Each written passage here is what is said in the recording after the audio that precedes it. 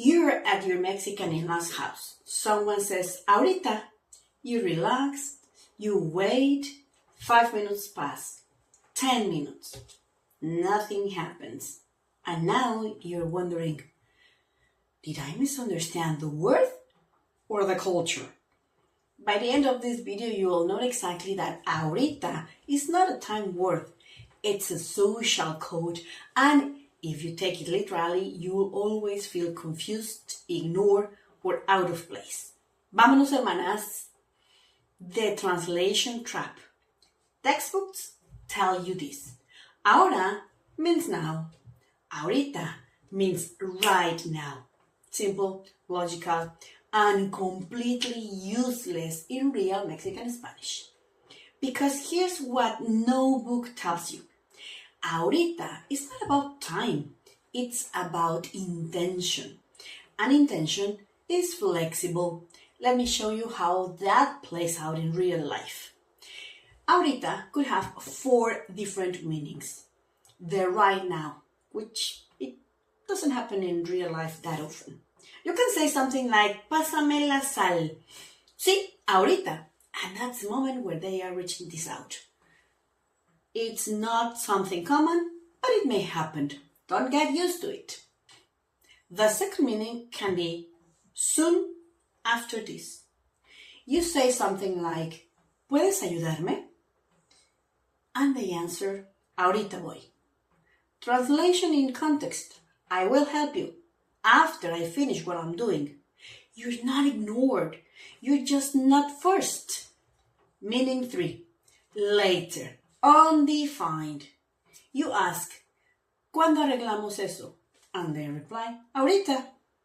What it really means, it will happen, eventually.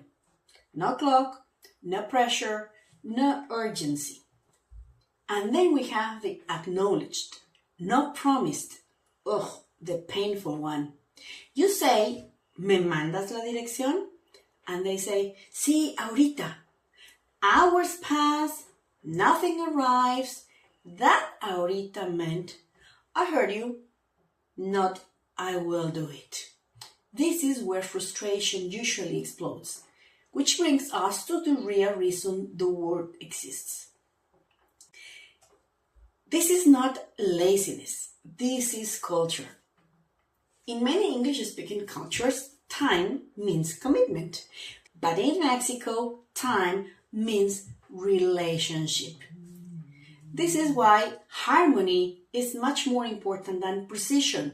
Connection is more important than rigid schedules. And flexibility matters more than blunt honesty. Ahorita protects the relationship, and it avoids saying things like, I don't want to, not now, I forgot, I'm overwhelmed. It softens reality. Once you see that, the word stops feeling personal. But we have other time traps you're also misreading. If ahorita surprised you, this will too. Luego, later, then, luego lo hacemos. Could mean today, next week, or the undefined future. It rarely means soon. Al rato, literally, after a while. Reality, 20 minutes or never. A ver si podemos. Sounds hopeful, but it often means don't count on it. Same logic, same cultural level. Remember, if you are learning with this video, subscribe to my channel and get more cultural fluency. Now, we have reached the point in how to handle it without losing your mind. Okay, here's the shift. Don't react emotionally. Calibrate. Instead of, but you said ahorita, try something like, ahorita como en 5 minutos o más tarde. Meaning, when you say ahorita, do you mean now or later? You're not correcting, you're clarifying. That's cultural fluency.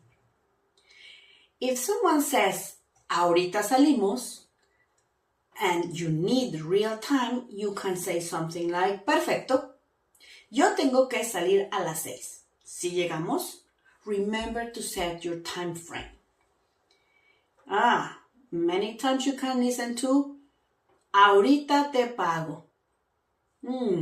Reply warmly, buenísimo, excelente, ¿te parece bien hoy en la tarde?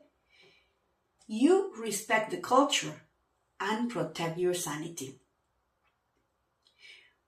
When you take ahorita literally, you feel ignored, disrespected, or unimportant. Most of the time, none of that is true. It's not about you. It's about a culture where time breathes.